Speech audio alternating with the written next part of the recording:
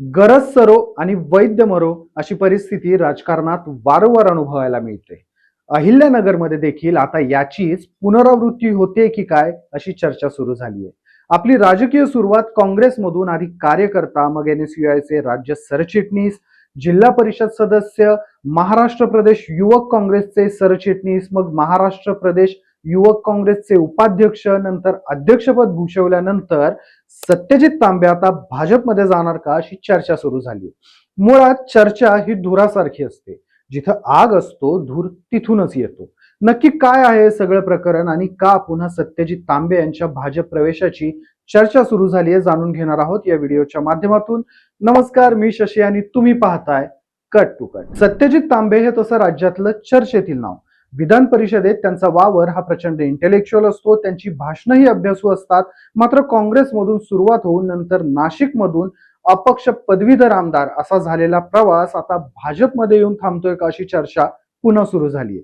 Howard Kennedy स्कूलमधून व्यवस्थापन शास्त्र आणि राज्यशास्त्रात पदव्युत्तर शिक्षण घेतलेल्या सत्यजित तांबे यांच्या राजकीय जीवनाची सुरुवात ही काँग्रेसच्या प्रिव्हिलेजवर सुरू झाली हे सत्य आहे. आणि असं असताना देखील सत्यजित तांबे यांना भाजप प्रेमाचं भरतं येणं हे काही नवीन नाही. यापूर्वी देखील त्यांच्या भूमिका या बऱ्याचदा भाजपला पूरक आणि पोषक राहिल्या आणि राजकारणी म्हणून कदाचित त्या मान्य देखील असायला हव्यात. पण गंमत ही आहे की सत्यजित तांबे हे संगमनेरचे माजी आमदार, ज्यांनी काँग्रेसकडून सलग काही दशक संगमनेरचं आमदारपद भूषवलं, त्या बाळासाहेब थोरात यांचे भाचे आहेत. प्लस त्यांची स्वतःची सुरुवात देखील काँग्रेसमधूनच झालेली. सुरुवातीला काँग्रेसमधून NSUIचे राज्य चिटणीस झाले. पुढे त्यांना महाराष्ट्र युवक काँग्रेसचे सरचिटणीस म्हणून निवडलं गेलं. नंतर युवक काँग्रेसचे ते उपाध्यक्ष आणि अध्यक्षपद देखील त्यांच्याकडे होतं. दरम्यान ते जिल्हा परिषद सदस्य म्हणून सक्रिय राजकारणात देखील होते. पदवीधर आमदारकीच्या वेळी मात्र काँग्रेसनं चुकीचा AB फॉर्म दिला म्हणत ते अपक्ष निवडून आले. काँग्रेसच्या विरोधात भूमिका घेतल्यानंतर त्यांना काँग्रेसमधून निलंबित करण्यात आलं. आज तांबे यांच्या भाजप प्रवेशाची चर्चा सुरू होण्याचं कारण म्हणजे संगमनेर नगरपालिकेत सत्यजित तांबे यांनी वर्चस्व मिळवलंय. नगराध्यक्ष म्हणून त्यांची पत्नी मैथिली तांबे यांनी पदभार हातात घेतलाय आणि आता नगरसेवक, नगराध्यक्षा यांच्यासोबतच आपल्या आई दुर्गा तांबे यांच्या सहित त्यांनी मुख्यमंत्री देवेंद्र फडणवीस यांची भेट घेतली आणि स्वतः ते फोटो सोशल मीडियावर शेअर देखील केलेत. मुळात सत्यजित तांबे हे प्रदीर्घ कालावधीपासून भाजप आणि विशेषतः देवेंद्र फडणवीस यांच्या गुडबुकमध्ये आहेत. काँग्रेसशी बिनसल्यावर एका पुस्तक प्रकाशन कार्यक्रमात व्यासपीठावर देवेंद्र फडणवीस आणि बाळासाहेब थोरात हे दोघेही एकत्र होते. तेव्हा फडणवीस यांनी असे चांगले उमेदवार फाळकार पक्षातून बाहेर ठेवू नका, मग आमचंही लक्ष त्यांच्यावर जातं अशी कोपळ खरी बाळासाहेब थोरातांना मारली होती. त्यानंतर नाशिक पदवीधर निवडणुकीत अपक्ष सत्यजित तांबे यांच्या विरोधात भाजपनं उमेदवार देखील दिला नव्हता. ही कुठे ना कुठे सत्यजित तांबे यांची फडणवीस यांच्या गुडबुकमध्ये येण्याची सुरुवात होती. यानंतर देखील एका मुलाखतीत बोलताना काँग्रेसवर टीका करताना राहुल गांधी भेटत नाहीत, मी चॅलेंज करतो राज्य नेतृत्वानं राहुल गांधींची वेळ घेऊन एका तासात त्यांना भेटून दाखवावं. सोबत काँग्रेस पक्षावर टीका करताना काँग्रेस पक्षाचे भारतीय राजकारणात कोणतेही भविष्य उरलेले दिसत नाही.